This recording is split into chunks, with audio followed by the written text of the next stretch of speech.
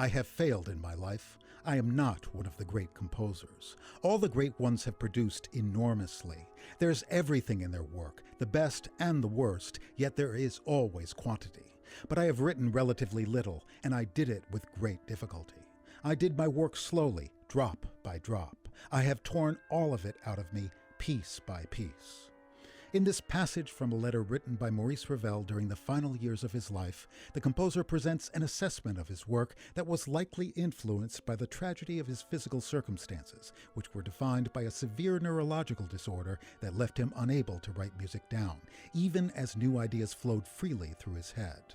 And yet this depression-induced evaluation also tells us a great deal about the extreme effort that is hidden deep beneath the surface of Ravel's exquisitely rendered music, an aspect of his creative process that was of determinative importance in the composition of his largest work, his music for the ballet Daphnis and Chloé.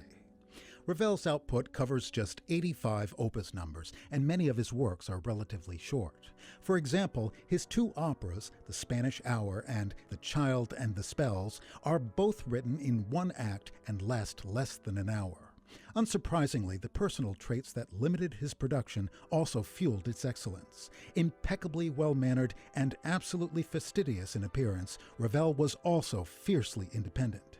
Although he wasn't a rebel during his years at the Paris Conservatory, his insistence on learning his craft within parameters he defined left many of his teachers exasperated. As a professional, his perfectionism, which stemmed from a lifelong passion for order and precision, made him indifferent to external pressures. He refused to allow his work to be affected by deadlines or financial need, and was utterly impervious to the judgments of critics. In describing this singular focus and its motivation, he wrote, "Sincerity is of no value unless one's conscience helps to make it apparent. This conscience compels us to turn ourselves into good craftsmen.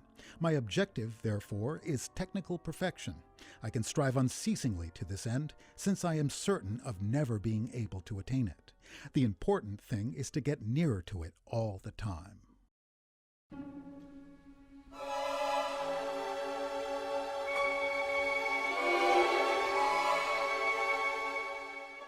Ravel's score for Daphnis and Chloé was commissioned in 1909 by the impresario Sergei Diaghilev, whose fledgling Russian ballet needed music for a production of the 2nd century Greek romance by Longus about mythological lovers and their rites of passage.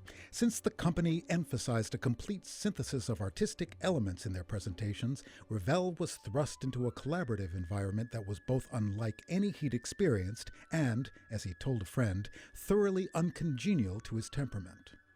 "I have to tell you that I've just spent a mad week preparing a ballet scenario intended for the next Russian season. Practically every evening we work until 3 a.m. What complicates matters is that the choreographer Fokine doesn't know a word of French, and all I can do in Russian is swear. Despite interpreters, you can imagine the flavor of these discussions."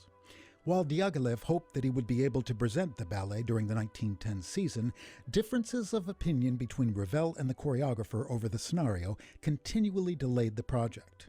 At one point, Ravel became so frustrated he asked his colleague Louis Aubert to complete the score for him. To our good fortune, Aubert declined.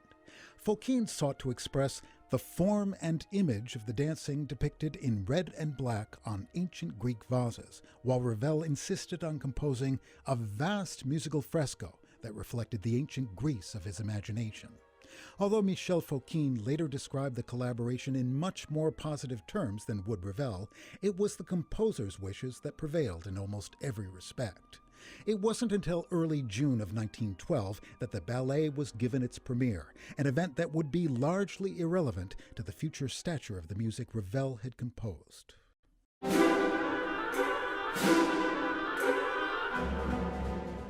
Ravel's music for Daphnis would soon become a staple of the orchestral repertoire, primarily through performances of 2 concert suites he extracted from what he'd labeled as a choreographic symphony in 3 parts, a designation that reflects the music's evocative power and artistic self-sufficiency.